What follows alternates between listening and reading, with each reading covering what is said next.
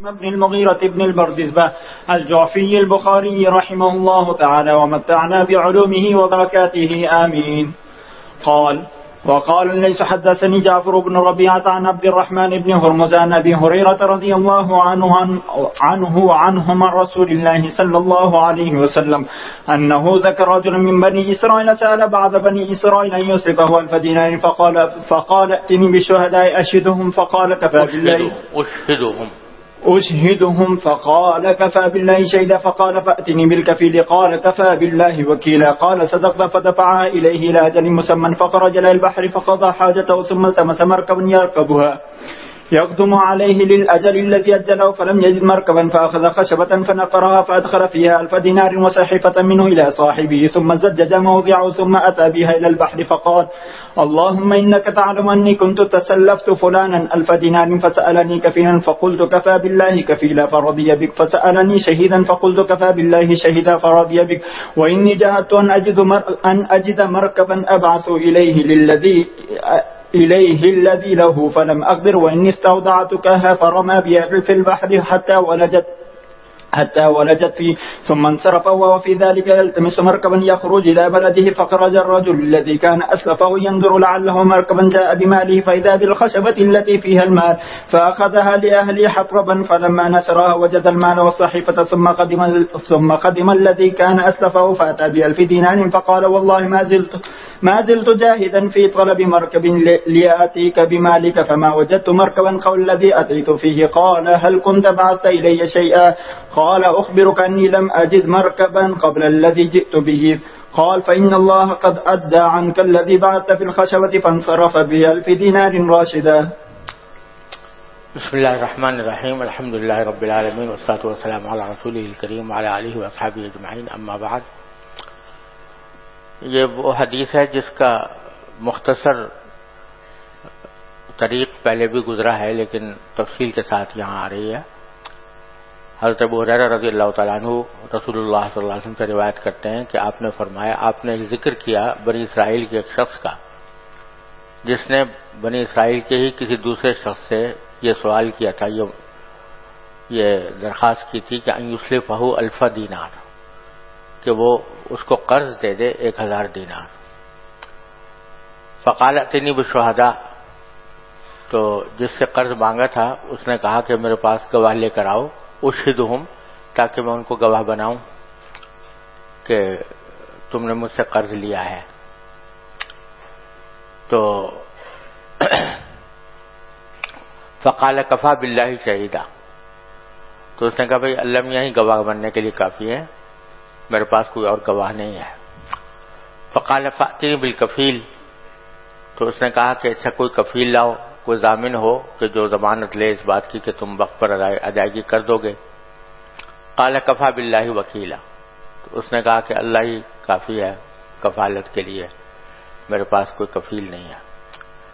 قال صدقتا، تو اس نے کہا کہ ٹھیک ہے تم اللہ تعالیٰ کے وقت کا واسطہ دے کر اس کو گواہ بنا کر اس کو کفیل بنا کر مانگ رہے ہو تو تم ٹھیک کہتے ہو. فدفعہ الیہ، تو 1000 دینار اسے دے دیے، الی اجل مسمى، اور ایک معین مدت تک کے لیے دے دیا کہ فلاں اتنی مدت میں تم مجھے واپس کر دینا. فخرج فی البحر، تو جس شخص نے قرض لیا تھا وہ 1000 دینار لے کر سمندر میں نکلا. فقضى حاجتہ، اور اپنی جو ضرورت تھی وہ پوری کی، کوئی تجارت وغیرہ کرنا مقصود تھا وہ کر لی. ثم التمس مرکبا یرکبها، جب وقت آیا ادائیگی کا تو اس نے تلاش کیا کوئی سواری کہ جس کے اوپر وہ سوار ہو کر واپس جائے اس شخص کے پاس جس نے پیسے دیے تھے. یقدم علیہ للاجل الذی اجلہ، تاکہ وہ پہنچ جائے اس کے پاس اس اجل پر جو اس نے مقرر کی تھی. فلم یجد مرکبا، تو کوئی کشتی اس کو نہ ملی، کوئی سواری نہ ملی جانے کے لیے. فاخذ خشبۃ فنقرها، تو اس نے ایک لکڑی لی اور اس کو کھودا، بیچ میں سے اس کے تنے کو کھودا. فادخل فیها 1000 دینار، اور اس کے اندر 1000 دینار رکھ دیے. وصحیفۃ منہ الی صاحبہ، اور ایک خط لکھا وہ اس شخص کے نام جس نے پیسے دیے تھے. ثم زجج موضعها، پھر اس کے اوپر کے حصے پر ڈاٹ لگا دی. زججہ کے معنی اس کو بند کر دیا زج لگا کر. زج کہتے ہیں ڈاٹ کو، یعنی جیسے کوئی میخ ہوتی ہے کیل وغیرہ، تاکہ وہ جو اندر پیسے رکھے ہیں وہ محفوظ ہو جائیں، باہر نہ نکلیں، تو اوپر اس کی ڈاٹ لگا دی. ثم اتی بها الى البحر، پھر وہ خشبہ لے کر وہ سمندر کے پاس پہنچا. فقال، اور دعا کی کہ اللہم انک تعلم انی کنت تسلفت فلانا 1000 دینار، آپ کے علم میں ہے کہ میں نے فلاں سے 1000 دینار لیے تھے. فسألنی کفیلا، اس نے مجھ سے کفیل مانگا. فقلت کفی باللہ کفیلا فرضی بک. فسألنی شہیدا فقلت کفی باللہ شہیدا فرضی بک. تو آپ ہی کی کفالت اور آپ کی گواہی پر اس نے اعتماد کرتے ہوئے یہ مجھے پیسے دے دیے تھے. وإنی جہدت ان اجد مرکبا، اور میں نے کوشش کی کہ میں کوئی سواری پالوں.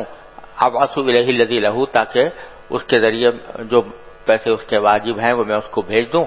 فلم اقدر، لیکن کوئی سواری مجھے نہیں ملی اور میں قادر نہیں ہوا اس پر.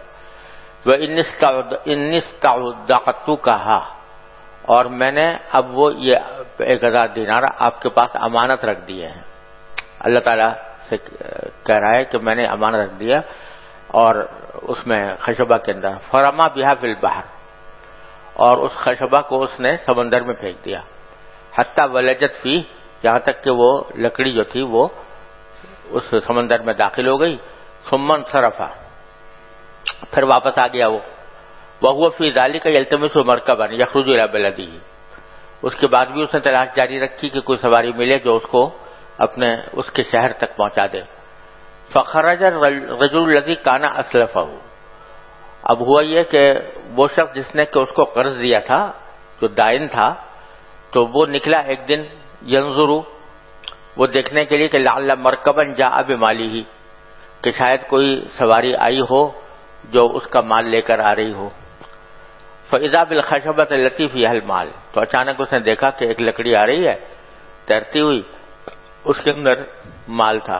فاخذها لاهله حطبا، تو اس نے وہ لکڑی جو کہ سمندر سے آ رہی تھی تیرتی ہوئی، تو اس نے اس کو لے لیا کہ اپنے گھر والوں کے لیے وہ ایندھن کے طور پر استعمال کریں، حطب کے طور پر. فلما نشرها، لیکن جب اس کو کھولا تو وجد المال والصحیفہ، تو اس میں وہ 1000 دینار بھی ملے اس کو، اور ساتھ ہی وہ خط بھی ملا اس کا جو اس نے بھیجا تھا. تو اس طرح اس کے پاس وہ پیسے پہنچ گئے. ثم قدم الذی کان اسلفہ، پھر وہ شخص آیا جس نے کہ اس کو قرض دیا تھا، جس کو اس نے قرض دیا تھا مقروض. انہیں اس کو کچھ سواری مل گئی بعد میں، اور پھر وہ سوار ہو کر چلا آیا. فاتی بالالف دینار، تو وہ 1000 دینار لے کر آیا. وقال واللہ ما زلت جاہدا فی طلب مرکب، اس نے کہا کہ میں مسلسل کوشش میں رہا کہ کوئی سواری مل جائے. لآتیک بمالک وما وجدت مرکبا قبل الذی اتیت فیہ، اور تو اس سے پہلے مجھے کوئی سواری نہیں ملی جس میں میں اب ہو کر آیا ہوں. قال، تو اس نے قرض دینے والے نے پوچھا هل كنت بعثت الی شیئا، کیا تم نے میرے پاس کچھ چیز بھیجی تھی؟ قال اخبرک انی لم اجد مرکبا، اس نے کہا میں تو بتا رہا ہوں تمہیں کہ مجھے کوئی سواری نہیں ملی تھی قبل الذی جئت به. قال فإن الله قد أدى عنك الذي بعثت في الخشبة، تو اس نے کہا کہ اللہ تعالیٰ نے ادا کر دیا ہے وہ قرضہ جو تم نے مجھے بھیجا تھا خشبہ کے اندر. فانصرف بالالف دینار راشدا، پھر وہ 1000 دینار لے کر سیدھا چلا گیا.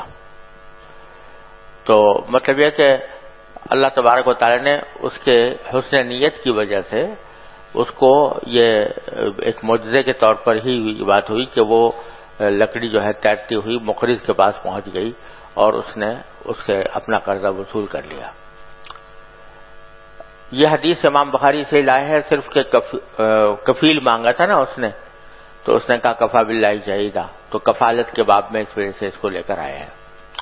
اور اسی سے یہ بات بھی معلوم ہوتی ہے جو میں نے سود کے سلسلے میں آپ سے ذکر کیا تھا کہ بعض لوگ کہتے ہیں کہ پہلے زمانے میں تجارتی سود نہیں ہوتا تھا، تجارتی قرضے نہیں ہوتے تھے. تو یہاں 1000 دینار جو اس نے لیے تھے وہ کائے کے لیے لیے تھے؟ تجارت کے لیے.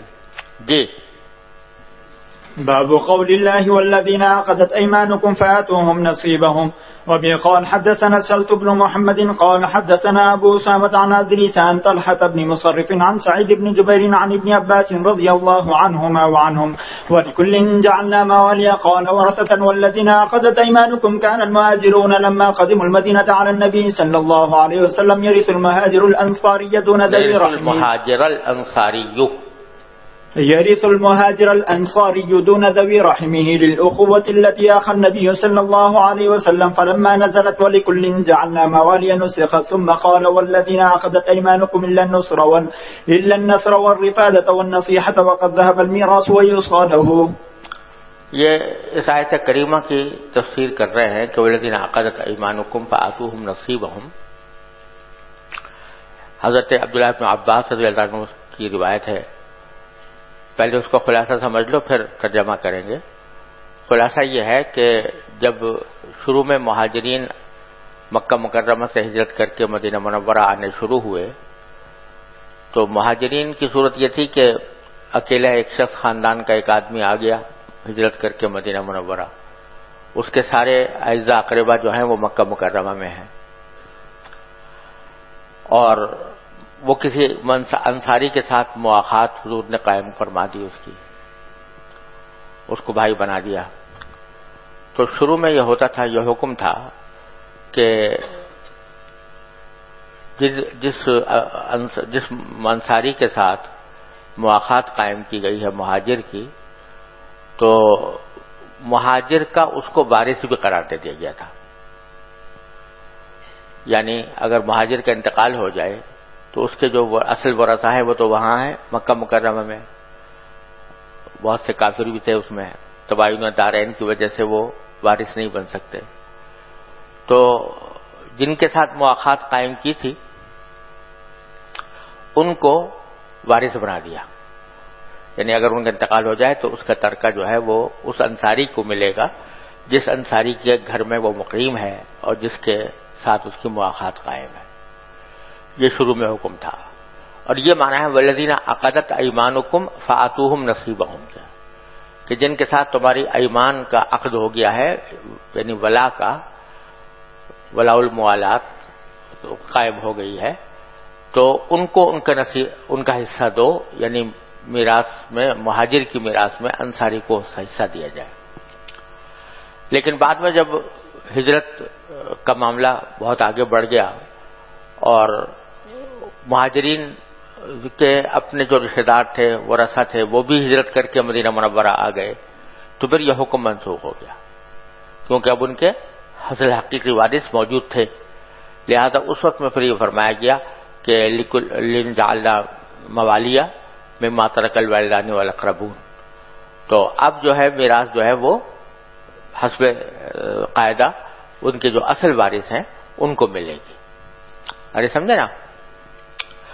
تو پہلے کہتے ہیں کہ حضرت بن عباس کو لکل جعلنا موالیہ, یہ جو آیت میں فرمایا گیا لکل جعلنا موالیہ, تو موالی سے مراد کیا ہے؟ ورثہ. اور والذین عقدت ایمانکم, اس کی تفسیر یہ ہے کہ کان المہاجرون لما قدموا المدینہ علی النبی صلی اللہ علیہ وسلم یرث المہاجر الانصاری, یہ مہاجر کا وارث ہوتا تھا کون؟ انصاری. یہ دیکھنے میں لگتا ہے یرث المہاجر الانصاریہ, لیکن یہ صحیح نہیں ہے. مہاجر وارث نہیں ہوتا تھا انصاری کا, کیونکہ انصار کے تو ورثہ وہاں پر موجود تھے, لہذا مہاجر کے وارث ہونے کا کوئی سوال نہیں تھا. یرث المہاجر الانصاری, یعنی مہاجر کا وارث بنتا تھا کون؟ انصاری. دون ذوی رحمہ, اس کے جو ذوی رحم تھے, اس کے جو رشتہ دار تھے وہ وارث نہیں ہوتے تھے, کیونکہ وہ کہاں تھے؟ وہ مکہ مکرمہ میں تھے. للأخوۃ التي آخى النبی صلی اللہ علیہ وسلم بینہم, اور یہ جو انصاری وارث ہو جاتا تھا وہ اس لیے کہ اخوت حضور اقدس صلی اللہ علیہ وسلم نے قائم فرما دی تھی ان کے اور مہاجرین کے درمیان. فلما نزلت ولکل جعلنا موالیہ, جب یہ آیت نازل ہوئی کہ ولکل جعلنا موالیہ مما ترک الوالدان والاقربون, تو نسخت, تو وہ جو پہلے میراث کا جو حکم تھا والذین عقدت ایمانکم والا, وہ منسوخ ہو گیا. سمجھے نا. یہ تو یعنی منسوخ ہو گیا. کیا مانا کہ اب وراثت نہیں ملے گی انصاری کو مہاجر کی. لیکن ساتھ ہی وہ فرماتے ہیں کہ والذین عقدت ایمانکم فآتوہم نصیبہم کے اندر اتنا حصہ تو منسوخ ہو گیا کہ میراث مہاجر کی انصاری کو ملنا منسوخ ہو گیا. لیکن الا النصر والرفادۃ والنصیحہ، البتہ مدد کرنے میں اور رفادہ کے معنی بھی مدد ہی کے ہے، اور نصیحت کرنے میں جو جن کے ساتھ اخوت قائم ہوئی تھی تو وہ ایک اخلاقی طور پر آپس میں ایک دوسرے کی مدد کرنے میں، ایک دوسرے کی خیرخواہی کرنے میں ایک دوسرے کے ساتھ تعاون کریں گے. لیکن وقد ذهب میراث چلی گئی، میراث نہیں. ویوصى له، البتہ وصیت کی جا سکتی ہے ایک ثلث کی حد تک، کہ مہاجر یہ وصیت کر سکتا ہے کہ میرے ترکے میں سے ایک ثلث کی حد تک میرے بھائی انصاری کو دی جائے. تو یہ تو باقی ہے، لیکن جو میراث کا حکم تھا وہ منسوخ ہو گیا. جی. وبه قال حدثنا قتيبة قال حدثنا إسماعيل بن جعفر عن حميد عن أنس رضي الله عنه وعنهم قال قدم علينا عبد الرحمن بن عوف فآخى رسول الله صلى الله عليه وسلم بينه وبين سعد بن الربيع. جی. وبه قال حدثنا محمد بن صباح قال حدثنا إسماعيل بن زكريا قال حدثنا عاصم قال قلت لأنس بن مالك رضي الله عنه أبلغك أن النبي صلى الله عليه وسلم قال لا حلف في الإسلام؟ فقال قد حالف النبي صلى الله عليه وسلم بين قريش والأنصار في داري. یہ حضرت عاصم کہتے ہیں میں نے حضرت انس سے کہا کہ کیا آپ کو یہ خبر ملی ہے کہ نبی کریم صلی اللہ علیہ وسلم نے فرمایا کہ لا حلف فی الاسلام، اسلام میں کوئی حلف نہیں ہے. تو انہوں نے کہا کہ نبی کریم صلی اللہ علیہ وسلم نے محالفت کروائی تھی قریش کے درمیان اور انصار کے درمیان میرے گھر میں. یعنی گویا ان کو یہ خیال ہوا کہ لا حلف فی الاسلام شاید بات حضور کی طرف نسبت کرنا اس کا درست نہ ہو، کیونکہ محالفت حضور نے خود میرے گھر میں کروائی قریش اور انصار کے درمیان. اصل بات یہ ہے کہ دونوں میں کوئی تعارض نہیں ہے. یہ بھی آپ نے فرمایا تھا کہ لا حلف فی الاسلام، اور اس کے معنی یہ تھے کہ جاہلیت میں قبیلوں کے درمیان جو محالفت ہوتی تھی وہ یہ ہوتی تھی کہ ہم ہر حالت میں تمہارا ساتھ دیں گے، چاہے تم ظالم ہو چاہے مظلوم ہو.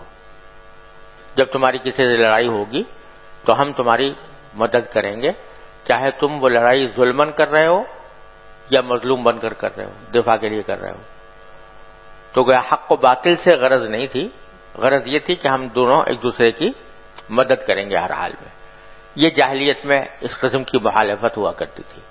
اس کے بارے میں نبی کریم صلی اللہ علیہ وسلم نے فرمایا کہ لا حلف فی الاسلام، اسلام میں اب حلف نہیں ہوگا، یعنی اس قسم کی محالفت نہیں ہوگی جس میں حق و باطل سے قطع نظر کر کے صرف اپنے حلیف کی مدد کرنے کا عقد کیا جائے.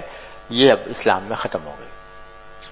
اور جس کا ذکر کر رہے ہیں کہ محالفت آپ نے کروائی تھی قریش اور انصار کے درمیان میرے گھر میں، حضرت انس فرماتے ہیں، تو اس سے مراد وہ جاہلیت والی محالفت نہیں تھی، بلکہ یہ تھی کہ ہم ایک دوسرے کے بھائی بنیں گے، ایک دوسرے کے ساتھ تعاون کریں گے، خیر میں تعاون کریں گے. لیکن اس کا یہ مطلب نہیں تھا کہ اگر وہ کوئی ظلم کر رہا ہو دوسرے کے ساتھ تو بھی تعاون کریں گے. تو اس لیے دونوں باتوں میں کوئی تعارض نہیں ہے. بہرحال اس حدیث سے یہ بات معلوم ہو گئی کہ کسی کے ساتھ بھی ایسا معاہدہ کرنا کہ ہم ہر حال میں تمہارا ساتھ دیں گے حق و باطل سے قطع نظر کر کے، یہ شرعن ناجائز ہے. سمجھ گئے؟ چنانچہ آج کل جو سیاسی پارٹیاں ہوتی ہیں، سیاسی جماعتیں، ان کے اندر اسی قسم کا حلف ہوتا ہے کہ پارلیمنٹ میں جب کوئی مسئلہ زیر بحث آئے گا تو ساری پارٹی کے لوگ جو ہیں وہ پارٹی کے موقف کی تائید کریں گے، قطع نظر اس سے کہ ان کے ضمیر کے مطابق ہے یا نہیں ہے. تو یہ معاہدہ سیاسی پارٹیوں کے ممبروں کے درمیان جو ہوتا ہے یہ جاہلیت والا حلف ہے جس کی شریعت میں اجازت نہیں. جی سوال. جی پچھلی حدیث میں جو فرمایا کہ مہاجرین نے انصار کو اپنا وارث بنایا، حالانکہ مہاجرین جب ہجرت کر کے مدینہ منورہ تشریف لائے تو جو مال ان کا تھا مکہ مکرمہ میں وہ تو ان کی ملکیت سے نکل گیا، کیونکہ قرآن پاک نے فرمایا للفقراء سمجھ گیا۔ وہ مراد وہ ترکہ ہے جو یہاں آ کر مال کمایا انہوں نے، یہاں پر بھی تو کام کرتے تھے نا، تجارت بھی کرتے تھے، وہ کرتے تھے۔ جی سوال جی ما شان تحالف ناتو ہیں الناتو تحالف ناتو ما شانها حالا بعض هيئة الأمم المتحدة يعني الذين احتلوا بلادنا من أفغانستان وعراق ودونها ہاں ما شان هذا التحالف؟ میں نے جیسے ابھی عرض کیا کہ تحالف اگر اس بات سے ہو کہ ہم ہر حالت میں تمہارے ساتھ دیں گے، چاہے تم ظالم ہو چاہے مظلوم ہو، یہ بالکل شرعاً ناجائز ہے، قطعاً ناجائز ہے، اس کا کوئی جواز نہیں ہے۔ لہذا اگر کوئی تحالف اس طرح کا کرے، وہ امم متحدہ کے ساتھ ہو یا کسی کے بھی ساتھ ہو، کہ چاہے تم ظلماً کسی علاقے پر قبضہ کرو تب بھی ہم تمہاری مدد کریں گے، یہ شرعاً اس کی کوئی اجازت نہیں۔ جی احسان اللہ کوئٹہ سے تعلق۔ جی بسم اللہ الرحمن الرحیم۔ باب من تکفل عن میت دینا فلیس له ان یرجع وبه قال الحسن بالسند المتصل منا الى الامام الهمام الحافظ الحجة امير المؤمنين في الحديث ابي عبد الله محمد بن اسماعيل بن ابراهيم بن المغيرة بن البردزبة الجعفي البخاري رحمه الله تعالى ومتعنا بعلومه وبركاته آمين. قال حدثنا أبو عاصم عن يزيد بن أبي عبيد عن سلمة بن الأكوع رضي الله تعالى عنه وعنهم أن النبي صلى الله عليه وسلم أتي بجنازة ليصلي عليها فقال هل عليه من دين قالوا لا فصلى عليه ثم أتي بجنازة أخرى فقال هل عليه من دين قالوا نعم قال فصلوا على صاحبكم قال أبو قتادة رضي الله تعالى عنه علي دينه يا رسول الله فصلى عليه. ٹھیک ہے، وہ پہلے گزر گیا ہے۔ جی وبه قال حدثنا علي بن عبد الله قال حدثنا سفيان قال حدثنا عمرو أنه سمع محمد بن علي عن جابر بن عبد الله رضي الله تعالى عنه وعنهم قال قال النبي صلى الله عليه وسلم لو قد جاء مال البحرين قد أعطيتك هكذا وهكذا فلم يجئ مال البحرين حتى قبض النبي صلى الله عليه وسلم فلما جاء مال البحرين أمر أبو بكر فنادى من كان له عند النبي صلى الله عليه وسلم عدة أو دين فليأتنا فأتيته فقلت إن النبي صلى الله عليه وسلم قال لي كذا وكذا فحثى لي حثية فعددتها فإذا هي 500 وقال خذ مثليها. حضرت جابر فرماتے ہیں کہ نبی کریم صلی اللہ علیہ وسلم نے مجھ سے یہ فرمایا تھا کہ لو قد جاء مال البحرین، کہ اگر بحرین کا مال آ گیا تو میں قد آیتو کو ہاکذا و ہاکذا، تو مٹھیاں بھر کے آپ نے فرمایا کہ میں تمہیں اس طرح دوں گا۔ یعنی حضور اقدس صلی اللہ علیہ وسلم کے آخری زمانے میں، حیات کے آخری زمانے میں بحرین سے مال آنے والا تھا، بحرین فتح ہو چکا تھا، وہاں سے جزیہ وغیرہ خراج آنا تھا، تو اس وقت حضور نے حضرت جابر سے وعدہ فرمایا تھا کہ میں تمہیں اس طرح دوں گا۔ فلم یجئ مال البحرین حتی قبض النبی صلی اللہ علیہ وسلم، وہ مال آیا نہیں یہاں تک کہ آپ کی وفات ہو گئی۔ تو جب بحرین کا مال آیا تو حضرت ابوبکر صدیق رضی اللہ عنہ نے کسی کو حکم دیا کہ وہ یہ اعلان کرے کہ من کان لہ عند النبی صلی اللہ علیہ وسلم عدۃ او دین، جس شخص کے پاس حضور کی طرف سے کوئی وعدہ ہو یا آپ کا کوئی دین ہو آپ کے ذمے اس کا، تو فلیاتنا، تو وہ ہمارے پاس آ جائے۔ فاتیتو، میں گیا اور میں نے عرض کیا کہ نبی کریم صلی اللہ علیہ وسلم نے مجھ سے ایسے کہا تھا۔ فحصالی حسیتن، تو انہوں نے ایک مٹھی بھری، فعددتها فاذا هي 500، تو میں نے جب کو گنا تو یہ 500 درہم ہوں گے۔ وقال خذ مثلیہا، تو آپ نے فرمایا کہ اس کے ڈبل اور لے لو، کیونکہ آپ نے فرمایا تھا ہاکذا و ہاکذا، تو اس کا ڈبل لے لو، تو اس وعدے کو پورا کیا۔ امام بخاری یہاں پر لائے اس لیے کہ انہوں نے کہا تھا کہ اگر دین ہو حضور کے ذمے کوئی تو وہ ہم ادا کریں گے، تو گویا ایک طرح سے انہوں نے کفالت لے لی تھی حضور اقدس صلی اللہ علیہ وسلم کے دین کی، اگرچہ اصطلاحی کفالت نہ ہو یہ، لیکن اس سے مشابہ ضرور ہے۔ جی باب جوار ابی بکر الصدیق رضی اللہ تعالی عنہ فی عہد النبی صلی اللہ علیہ وسلم وعقده. وبه قال حدثنا يحيى بن بكير قال حدثنا الليث عن عقيل قال ابن شهاب فأخبرني عروة بن الزبير أن عائشة رضي الله تعالى عنها وعنهم زوج النبي صلى الله عليه وسلم قالت لم یہ لمبی حدیث ہے، میں خود ہی پڑھ لیتا ہوں. حضرت صدیق اکبر رضی اللہ عنہ کو کسی ایک ابن الدغینہ نے جوار دیا تھا. جوار کے معنی یہ کہ ان کو امان دی تھی کہ کوئی دوسرا آپ کے اوپر آپ کو کوئی تکلیف نہیں پہنچائے گا. اس کا ذکر کیا ہے یہاں پر. یہ بھی ایک طرح کی کفالت تھی، اس لیے کتاب الکفالہ میں اس کو لے کر آئے ہیں. کفالت یہ تھی کہ میں اس بات کا ضامن بنتا ہوں کہ کوئی آپ کو تکلیف نہیں پہنچائے گا. اگرچہ یہ فقہی کفالت نہیں تھی لیکن ایک طرح کی ضمانت تھی، اس واسطے اس کو اس باب میں ذکر کیا ہے. یہ اصل میں بہت لمبی حدیث ہے حضرت عائشہ صدیقہ رضی اللہ عنہا کی، جس میں انہوں نے ہجرت کا واقعہ بیان کیا ہے. اس کے کچھ ٹکڑے پہلے بھی گزرے ہیں اور آئندہ بھی آئیں گے، لیکن یہاں اس کا تقریباً آدھا حصہ حدیث کی طویل حدیث کا یہاں پر امام بخاری نے روایت کیا ہے. مزید آدھا حصہ جو ہے انشاءاللہ کتاب الہجرہ میں آئے گا. تو یہ فرماتی ہیں عائشہ کہ لم عاقل ابوی قط الا وہما یدینان الدین، میں نے اپنے والدین کو نہیں سمجھا کبھی بھی مگر اس حالت میں کہ وہ دین کے پیرو تھے. یعنی میں نے جب سے ہوش سنبھالا، حضرت عائشہ فرما رہی جب سے میں نے ہوش سنبھالا اس وقت سے میں نے اپنے والدین کو دین اسلام پر ہی پایا. لم عاقل ابوی قط الا وہما یدینان الدین، یعنی دین کے قائل تھے میرے والدین میرے سمجھ کے زمانے سے. سمجھے نا. قال ابو عبداللہ وقال ابو صالح حدثني عبد الله عن يونس عن الزهري قال اخبرني عروة بن الزبير ان عائشة رضي الله تعالى عنها قالت لم عاقل ابوي قط الا وهما يدينان الدين ولم يمر علينا يوم الا ياتينا فيه رسول الله صلى الله عليه وسلم طرفي النهار. کوئی دن ہمارے اوپر نہیں گزرتا تھا مگر ہمارے پاس رسول اللہ صلی اللہ علیہ وسلم تشریف لایا کرتے تھے دن کے دو کناروں پر، بکرتن و عشیہ، صبح اور شام. فلما ابتلی المسلمون، تو جب مسلمانوں کے اوپر ابتلا آیا، یعنی مسلمانوں کو کافروں نے اذیت کا نشانہ بنایا، تو خرج ابو بکر مہاجرا قبل الحبشہ، تو حضرت صدیق اکبر بھی نکلے ہجرت کر کے حبشہ کی طرف. بہت سے مسلمان حبشہ ہجرت کر کے جا رہے تھے تو صدیق اکبر نے بھی وہیں پر جانے کا ارادہ کیا. حتی اذا بلغ برک الغماد، یہاں تک کہ جب آپ برک الغماد کے مقام پر پہنچے تو لقیہ ابن الدغینہ، تو ان سے ملاقات ہوئی ابن الدغینہ کی. وہو سید القارہ، اور وہ قارہ قبیلے کا سردار تھا.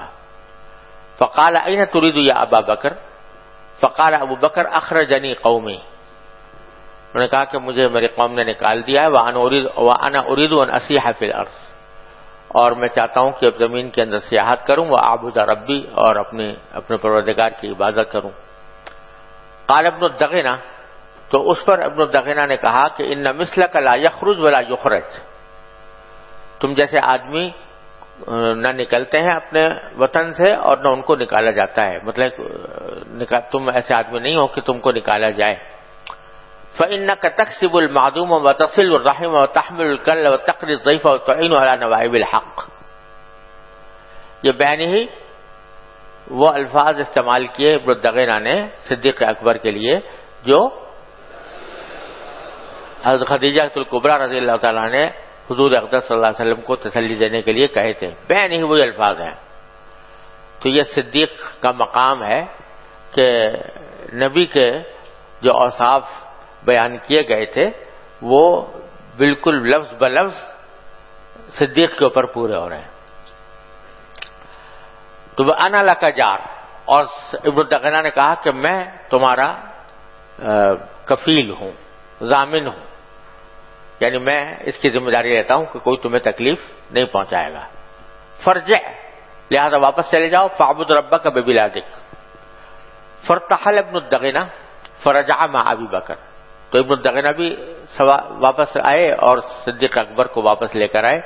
فطاف فی اشراف کفار قریش، اور جا کر قریش کے جو کفار تھے ان کے درمیان انہوں نے دورہ کیا اور ان سے کہا کہ وقال لهم ان ابا بکر لا يخرج مثله ولا يخرج اتخرجون رجلا يكسب المعدوم ويصل الرحم ويحمل الكل ويقري الضيف ويعين على نواء الحق، کیا تم ایسے آدمی کو باہر نکالنا چاہتے ہو؟ فانفذت قریش جوار ابن الدغنہ، تو قریش نے نافذ کر دیا ابن الدغنہ کی ذمہ داری کو، اس کی ضمانت کو، کہ ان کی ضمانت قبول کر لی اور کہا کہ ٹھیک ہے اگر آپ کہتے ہیں تو ہم ان کو یہاں پر کوئی تکلیف نہیں پہنچائیں گے۔ وآمنوا ابا بکر، اور صدیق اکبر کو امن دے دیا قریش نے، کہہ دیا کہ اب ہم ان کو کوئی تکلیف نہیں پہنچائیں گے۔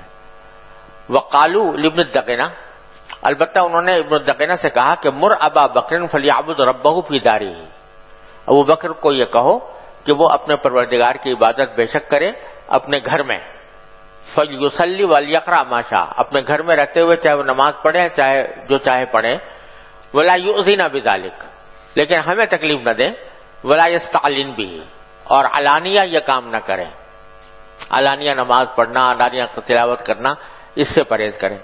فإنا قد خشینا ان یفتن ابناءنا ونساءنا، کیونکہ ہمیں اندیشہ ہے کہ اگر وہ علانیہ قرآن کریم کی تلاوت کریں گے تو کہیں وہ فتنے میں نہ ڈال دیں ہمارے اہل و عیال کو، ہماری اولاد کو، ہماری عورتوں کو۔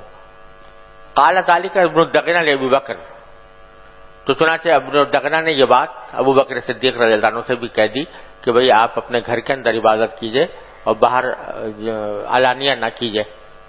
فتفق ابو بکر یعبد ربہ فی دارہ، چنانچہ انہوں نے ایسا ہی کیا، ولا یستعلن بالصلاۃ والقراءۃ فی غیر دارہ، اور علانیہ سے نماز یا قرات نہیں کرتے تھے اپنے گھر کے علاوہ کہیں۔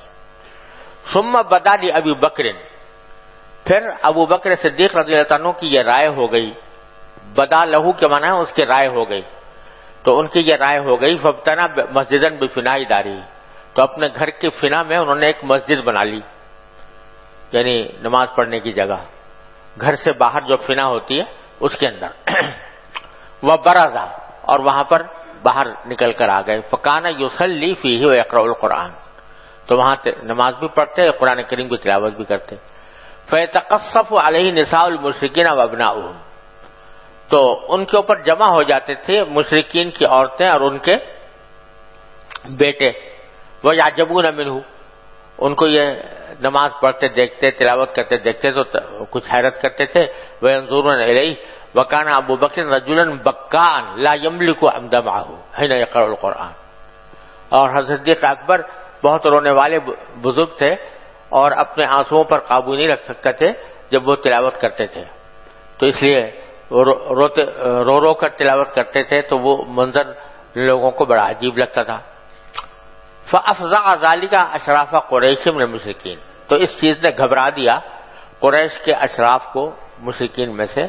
فارسلوا الى ابن الدغنہ، انہوں نے پیغام بھیجا ابن الدغنہ کے پاس، فقدم علیہم، وہ آئے، فقالوا له انا كنا اجرنا ابا بکر على ان يعبد ربه في داره، ہم نے تو امان دی تھی ان کو اس شرط کے اوپر کہ وہ اپنے پروردگار کی عبادت اپنے گھر میں کریں، وانه جاوز ذلك، اور اس سے انہوں نے تجاوز کر لیا ہے، یعنی اپنے گھر میں نہیں کر رہے بلکہ باہر کر رہے ہیں۔ فابتنا مسجدا بفناء دارہ واعلن الصلاۃ والقراءۃ وقد خشینا ان یفتن ابناءنا ونساءنا فاتہ، لہذا تو آپ ان کے پاس جائیے۔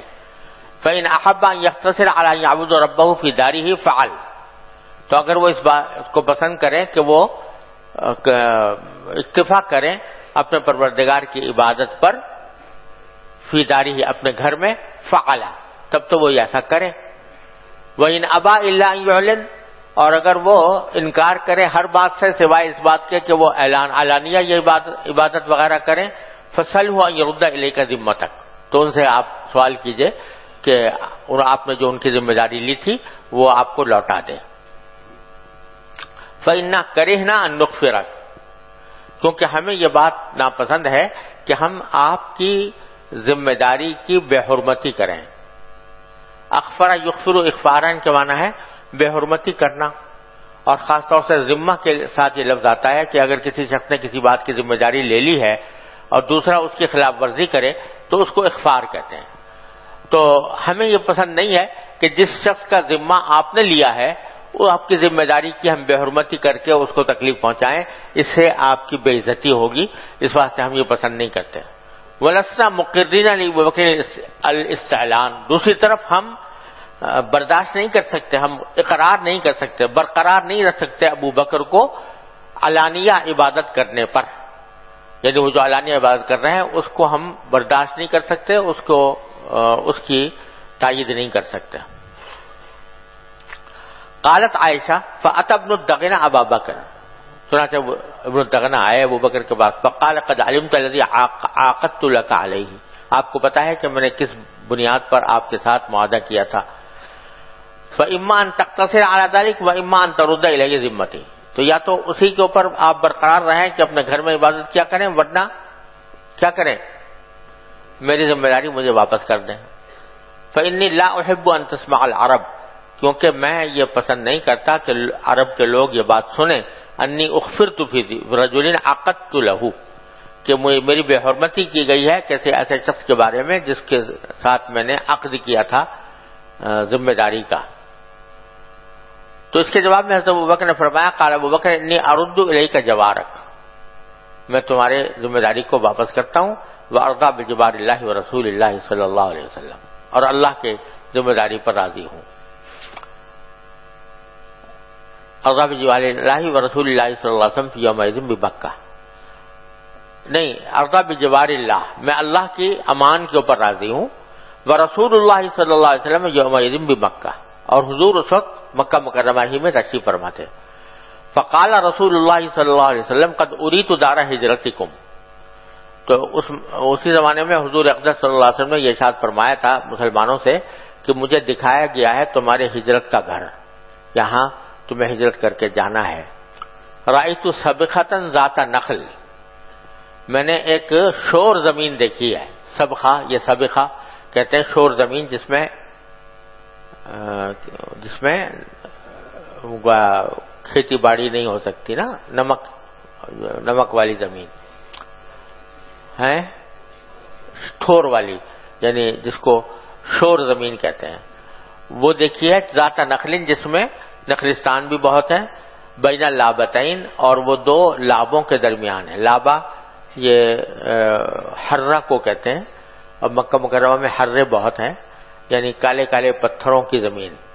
وہ اصل میں کسی زمانے میں وہاں کوئی لاوا ابلا، جیسے آتش فشاں ہوتے ہیں نا، تو وہ پھر بجھ گیا تو وہ پتھر کالے ہو گئے، اس کو حرہ بھی کہتے ہیں اور لابا بھی کہتے ہیں۔ اور مدینہ منورہ میں چاروں طرف مدینہ منورہ کے بہت سے لابے ہیں، بہت سے حرے ہیں، تو میں نے دو لابوں کے درمیان وہ زمین دیکھی ہے، وہم الحرتان۔ فہاجر من ہاجر قبل المدینہ، تو اس کے بعد پھر جن کو ہجرت کرنی تھی وہ مدینہ منورہ کی طرف ہجرت کر گئے بجائے حبشہ کے۔ حين ذكر ذلك رسول اللہ صلی اللہ علیہ وسلم ورجع الى المدینہ بعض من كان حاضر الى ارض الحبشہ، اور بعض لوگ وہ بھی مدینہ کی طرف لوٹ آئے جو پہلے ارض حبشہ کی طرف ہجرت کر کے گئے تھے۔ وتجهز ابو بکر مہاجرا، صدیق اکبر نے بھی تیاری کی ہجرت کرنے کی۔ فقال رسول اللہ صلی اللہ علیہ وسلم علی رسلک، تو حضور نے ان سے فرمایا، جب انہوں نے ارادہ کیا مدینہ منورہ ہجرت کرنے کا تو حضور نے فرمایا علی رسلک، ذرا ٹھہر جاؤ، فانی ارجو ان یؤذن لی، کیونکہ مجھے امید ہے کہ شاید مجھے بھی اجازت مل جائے گی ہجرت کی۔ قال ابو بکر هل ترجو ذلك بأبي انت، تو حضور حضرت صدیق اکبر نے کہا کہ آپ کو امید ہے کہ آپ کو بھی ہجرت کی اجازت ملے گی؟ ابھی انت، میرے باپ آپ پر قربان ہوں۔ قال نعم، فحبس ابو بکر نفسه علی رسول اللہ صلی اللہ علیہ وسلم، تو ابو بکر رضی اللہ تعالیٰ نے اپنے آپ کو روکے رکھا حضور اقدس صلی اللہ علیہ وسلم کی وجہ سے، لیصحبہ، تاکہ ہجرت میں وہ آپ کی صحبت سے مستفید ہوں۔ وعلف راحلتین کانتا عنده، اور دو اونٹنیوں کو چارہ کھلاتے رہے جو ان کے پاس تھی۔ چارہ کون سا؟ ورق السمر، ببول کے پتے، ان کو کھلاتے رہے 4 اشہر، 4 مہینے تک، تاکہ جب موقع ہو تو پھر ان اونٹنیوں کو سفر کے لیے استعمال کیا جا سکے۔ یہ ہے، یہاں تک آدھی حدیث ہوئی ہے عائشہ کی، باقی آدھی حدیث جو ہے اس کے بعد انشاءاللہ کتاب الہجرہ میں آئے گی۔ جی وبه قال جی ساج اس وقت تو نماز فرض نہیں ہوئی تھی، حضور ابو بکر صدیق کس طرح کی نماز پڑھتے تھے ساج؟ جی نماز تو اس وقت فرض نہیں ہوئی تھی تو ابو بکر صدیق وہ کس طرح کی عبادت کرتے تھے؟ نماز فرض ہونا تو آگے اس میں کلام ہے کہ فرض کب ہوئی ہے، لیکن پڑھتے تھے شروع ہی سے پڑھتے تھے، اور حضور اقدس صلی اللہ علیہ وسلم بھی اور صحابہ کرام بھی، اور بظاہر شروع ہی میں تعلیم دے دی گئی تھی ارکان کی، اوقات کی تعلیم بعد میں دی گئی. جی. وبه قال حدثنا يحيى بن بكير قال حدثنا الليث عن عقيل عن ابن شهاب عن ابي سلمة بن عبد الرحمن عن ابي هريرة رضي الله تعالى عنه وعنهم ان رسول الله صلى الله عليه وسلم كان يؤتى بالرجل المتوفى عليه الدين فيسأل هل ترك لدينه فضلا، فإن حدث أنه ترك لدينه وفاء صلى، وإلا قال للمسلمين صلوا على صاحبكم. فلما فتح الله عليه الفتوح قال أنا أولى بالمؤمنين من أنفسهم، فمن توفي من المؤمنين فترك دينا فعلي قضاؤه، ومن ترك مالا فلورثته. یہ پہلا حصہ تو پڑھ چکے ہیں آپ کہ نماز جنازہ ایسے شخص کی نہیں پڑھتے تھے کہ جس کے ذمہ دین ہو اور اپنا مال میں اس نے دین کے لائق چھوڑا نہ ہو. آخر میں فرمایا فلما فتح اللہ علیہ الفتوح، جب آپ کے اوپر فتوحات بہت زیادہ ہو گئیں تو اس وقت آپ نے یہ اعلان فرما دیا تھا کہ انا اولا بالمؤمنین من انفسہم، میں زیادہ قریب تر ہوں مومنین کے ان کی جانوں سے بھی زیادہ. یعنی انسان کو اپنی جان سب زیادہ قریب ہوتی ہے، لیکن میں ان سے بھی زیادہ قریب ہوں مومنین کے لیے. لہذا اگر مومنین میں سے کسی کی وفات ہو اور وہ دین چھوڑ کر جائے فعلی قضاء، تو میرے ذمہ ہوگا اس کا ادا کرنا. اور ومن ترک مالا، اور جو مال چھوڑ کر جائے فلی ورثتی، تو اس کے ورثہ کو ملے گا. تو یہ گویا ایک طرح سے آپ نے اعلان فرما دیا تھا کہ اگر کوئی مدیون ہو کر مرے گا اور اس کے ترکے میں دین کی ادائیگی کے لیے سامان نہیں ہوگا تو ہم اس کو ادا کریں گے بیت المال سے. جی. بسم الله الرحمن الرحيم. كتاب الوكالة ووكالة الشريك في القسمة وغيرها. وقد أشرك النبي صلى الله عليه وسلم عليا في هديه ثم أمره بقسمتها. وبه قال حدثنا قبيصة قال حدثنا سفيان عن ابن أبي نجيح عن مجاهد عن عبد الرحمن بن أبي ليلى عن علي رضي الله تعالى عنه وعنهم قال أمرني رسول الله صلى الله عليه وسلم أن أتصدق بجلال البدن التي نحرت وبجلودها. یہ حضرت علی رضی اللہ عنہ کی روایت ہے کہ رسول اللہ صلی اللہ علیہ وسلم نے مجھے حکم دیا تھا کہ میں صدقہ کر دوں ان بدنوں کی زینوں کا جن کو نحر کیا گیا، اور ان کی کھالوں کا بھی صدقہ کر دوں. یہ اصل میں صورتحال یہ تھی کہ حجۃ الوداع کے موقع پر جب نبی کریم صلی اللہ علیہ وسلم مدینہ منورہ سے روانہ ہوئے تو اپنے ساتھ 63 اونٹ لے کر گئے تھے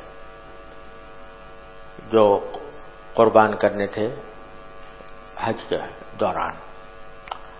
اور حضرت علی رضی اللہ عنہ اس وقت یمن میں تھے. حضرت علی کو حضور نے یمن بھیجا ہوا تھا، اور وہیں سے وہ حج کرنے کے لیے براہ راست مکہ مکرمہ پہنچنے والے تھے. وہ تقریباً 37 اونٹ لے کر آئے تھے. اس طرح کل 100 اونٹ ہوئے تھے جو حضور اقدس صلی اللہ علیہ وسلم نے قربان کیا. اب اس میں کلام ہے کہ یہ جو 37 اونٹ حضرت علی لائے تھے اور 63 اونٹ حضور لے کر گئے تھے، یہ ہر ایک کے الگ الگ تھے یا دونوں کے درمیان مشترک تھے؟ تو زیادہ تر حضرات کا تو رجحان یہ ہے کہ 37 اونٹ حضور کے تھے الگ، 63 اونٹ اور 37 اونٹ حضرت علی کے تھے، دونوں کی الگ الگ ملکیت تھی. لیکن بعض حضرات یہ کہتے ہیں کہ 100 کے 100 اونٹ دونوں کے درمیان مشترک تھے. سمجھے نا؟ بہرحال قربان اسی طرح ہوئے کہ 63 اونٹ حضور اقدس صلی اللہ علیہ وسلم نے اپنے دست مبارک سے قربان کیے اور 37 اونٹ حضرت علی نے قربان کیے. تو حضرت امام بخاری کا رجحان اس طرح معلوم ہو رہا ہے کہ یہ اونٹ ان کے درمیان مشترک تھے، الگ الگ نہیں تھے، بلکہ 100 کے 100 اونٹ دونوں کے درمیان مشترک تھے. تو جب حضور اقدس صلی اللہ علیہ وسلم نے نحر فرمایا تو حضرت علی سے کہا کہ بھئی نحر کے بعد ان کی جو کھالیں ہیں اور ان کی جو زینے ہیں وہ صدقہ کر دو. تو حضرت امام بخاری اسے استدلال یہ کر رہے ہیں کہ اگر کسی مال میں دو آدمی شریک ہیں اور ایک شریک دوسرے سے کہتا ہے کہ تم اس کو تقسیم کر دو لوگوں کے درمیان، تو گویا وہ اس کو وکیل بناتا ہے اپنا، تو یہ وکیل بنانا درست ہے. یہ مطلب ہے. کہتے ہیں وکالت شریک شریک فی القسمت وغیرہ، ایک شریک کا دوسرے شریک کا وکیل بننا تقسیم کرنے میں یا دوسرے کے معاملات میں. وقد اشرک النبی صلی اللہ علیہ وسلم علی فی ہدیہ، حضرت نبی کریم صلی اللہ علیہ وسلم نے حضرت علی کو اپنے ہدی میں شریک کیا تھا. ثم امرہ بقسمتها. جی. وبه قال حدثنا عمرو بن خالد قال حدثنا الليث عن يزيد عن ابي الخير عن عقبة بن عامر رضي الله تعالى عنه وعنهم ان النبي صلى الله عليه وسلم اعطاه غنما يقسمها على صحابته فبقي عتود فذكره للنبي صلى الله عليه وسلم فقال ضحي به انت.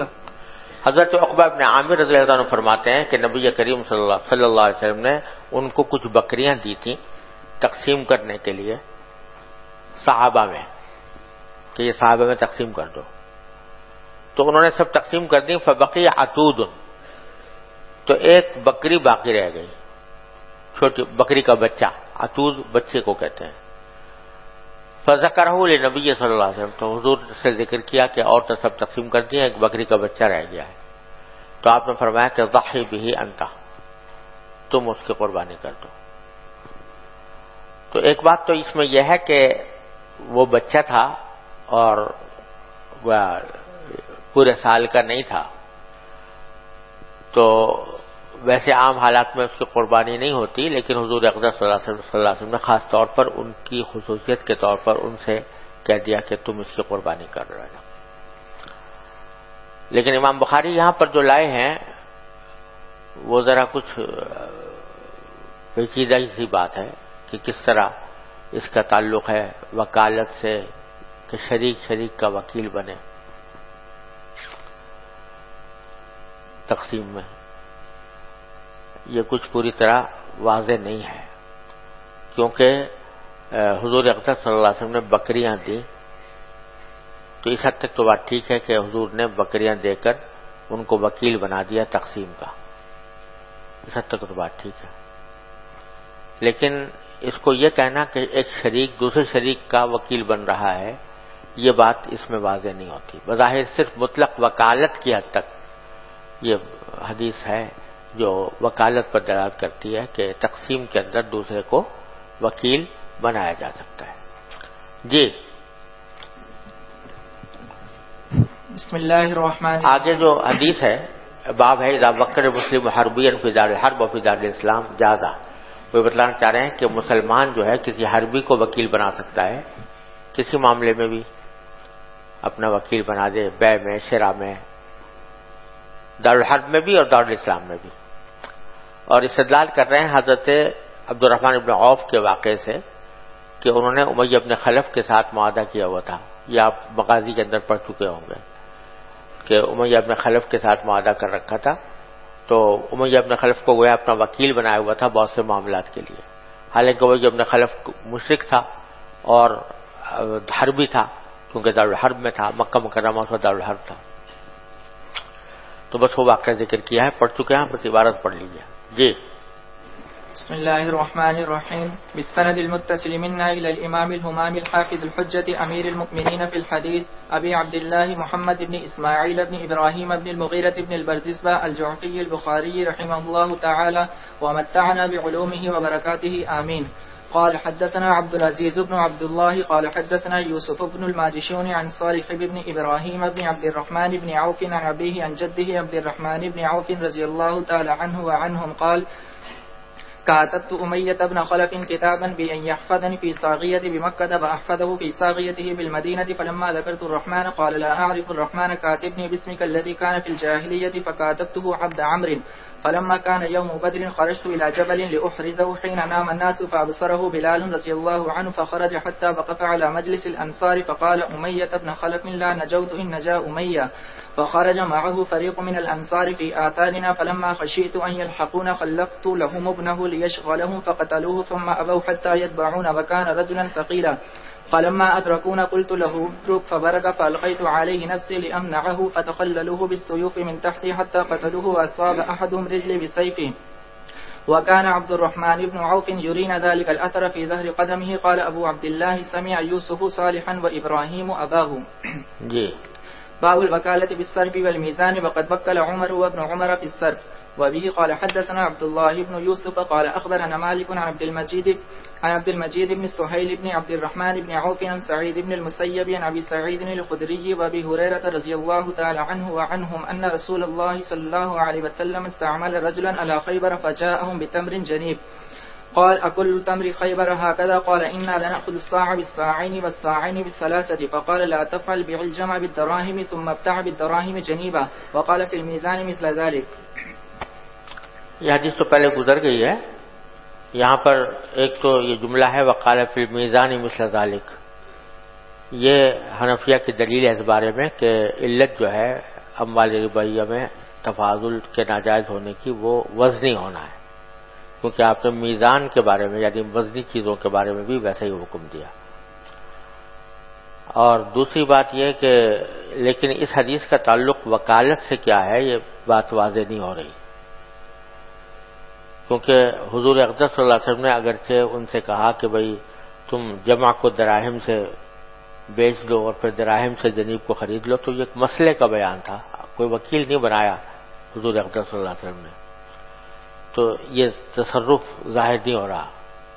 البتہ یہاں پر یہ ترجمۃ الباب کے اندر جو حضرت عمر رضی اللہ عنہ عمر نے کا اثر نقل کیا ہے کہ وہ صرف میں وکیل بنا دیتے تھے، تو اس سے استدلال اس پر کر رہے ہیں کہ بیع صرف کے اندر بھی توکیل ہو سکتی ہے اور وکیل کا قبضہ وہاں پر موکل کا قبضہ سمجھا جائے گا. صرف کے اندر تقابض فی المجلس ضروری ہوتا ہے نا، تو وہ ضروری نہیں کہ براہ راست آدمی خود ہی قبضہ کرے بلکہ اپنے وکیل کے ذریعے بھی قبضہ کرا سکتا ہے، تو اس کو بھی صرف کے اندر شامل ہوگا یعنی جائز ہوگا.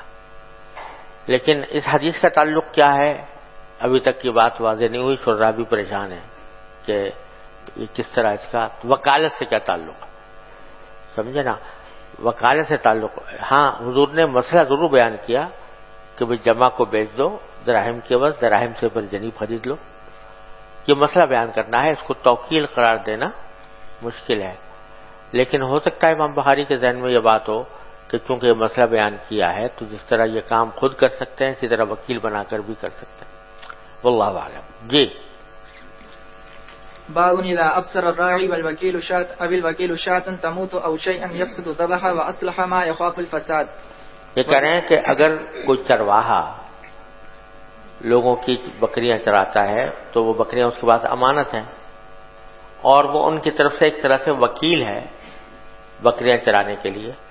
وہ اگر دیکھے کہ کوئی بکری مر رہی ہے یا کوئی چیز خراب ہونے والی ہے تو وہ اس کو ذبح کر دے اور جس کے اندر فساد کا اندیشہ اس کی اصلاح کر دے تو جائز ہے. یعنی اگرچہ وہ اس کی اپنی ملکیت نہیں ہے کسی اور کی ہے، وہ محض وکیل ہے یا محض نگراں ہے، اس کو اس کے ذبح کرنے کا ویسے تو حق حاصل نہیں ہوتا. لیکن جب وہ دیکھ رہا ہے کہ بکری مر جائے گی، مرنے والی ہے، اور اگر میں نے اس کو چھوڑ دیا اسی حالت میں تو مالک کا نقصان ہوگا، تو مرنے سے پہلے میں اس کو ذبح کر دوں تاکہ یہ حلال ہو جائے اور مالک کا فائدہ ہو، تو باوجود ہے کہ مالک کی اجازت نہیں تھی پھر بھی ایسا کرنا جائز ہے. جی. وبه قال حدثنا إسحاق بن إبراهيم أنه سمع المعتمر قال أنبانا عبيد الله عن نافع أنه سمع ابن كعب بن مالك يحدث عن أبيه رضي الله تعالى عنه وعنهم أنه كانت له غنم ترعى بسل فأبصرت جارية لنا بشاة من غنمنا موتا فكسرت حجرا فذبحتها به فقال لهم لا تأكلوا حتى أسأل النبي صلى الله عليه وسلم أو قال أرسل إلى النبي صلى الله عليه وسلم من يسأله فإنه سأل النبي صلى الله عليه وسلم عن ذلك أو قال أرسل فأمره بأكلها. قال عبيد الله فيعجبني أنها أمة وأنها ذبحت تابعه عبدة وعبيد الله. فرما رہے ہیں حضرت کعب بن مالک کہ ان کی کچھ بکریاں تھیں جو سلا پہاڑ کے اوپر چر رہی تھیں، تو ہماری ایک جاریہ تھی، اس نے دیکھا کہ ایک بکری کو ہمارے بکریوں میں سے کہ موتن کہ وہ مرنے والی ہے، مرنے کے قریب ہو گئی ہے. فکسرت حجرن تو اس سے قریب سے ایک پتھر توڑا، فذبحتها بھی اور اس سے اس بکری کو ذبح کر دیا. تو حضرت کعب نے لوگوں سے کہا کہ لا تاکلوا، ابھی اس بکری کو مت کھانا، حتی اسأل النبی صلی اللہ علیہ وسلم، جب تک کہ میں پوچھ نہ لوں، یا پیغام نہ بھیجوں حضور کے پاس، یا بھیجوں نہیں کسی ایسے شخص کو حضور کے پاس جو حضور سے پوچھے۔ اور پھر بعد میں انہوں نے حضرت کعب نے خود سوال کیا یا کسی کو بھیج کر مسئلہ معلوم کیا، فأمرہ بأکلھا، تو حضور نے کھانے کی اجازت دی۔ قال عبید اللہ، تو عبید اللہ ابن عمر جو نافع سے اس حدیث کو روایت کر رہے ہیں، وہ کہتے ہیں کہ مجھے یہ بات اس حدیث میں پسند آتی ہے کہ وہ باندھی تھی اور اس نے ذبح کیا، یعنی اس سے یہ بات معلوم ہوئی کہ عورت کا ذبیحہ بھی جائز ہے اور باندھی کا ذبیحہ بھی جائز ہے۔ صلی اللہ تعالیٰ علیہ جی جی یہ فضولی یہاں درمیان میں جی 198 جی صحیح ہے، فضولی کے تصرف کے تحت داخل ہوگا اس میں کہ مالک کی اجازت پر موقوف ہوگا، یعنی کیا چیز؟ یہ ان کا بکری ذبح کر دینا؟ نہیں، یہ فضولی ہے تو فضولی، لیکن فضولی اس قسم کا ہے کہ دلالتاً اس کی اجازت ہے مالک کی طرف سے، جس کے بارے میں یقین ہو کہ مالک کی طرف سے اجازت ہوگی اس کی، تو وہ دلالتاً اجازت ہوتی ہے، اگرچہ صراحتاً نہ، وہ موقوف نہیں ہوگی؟ نہیں۔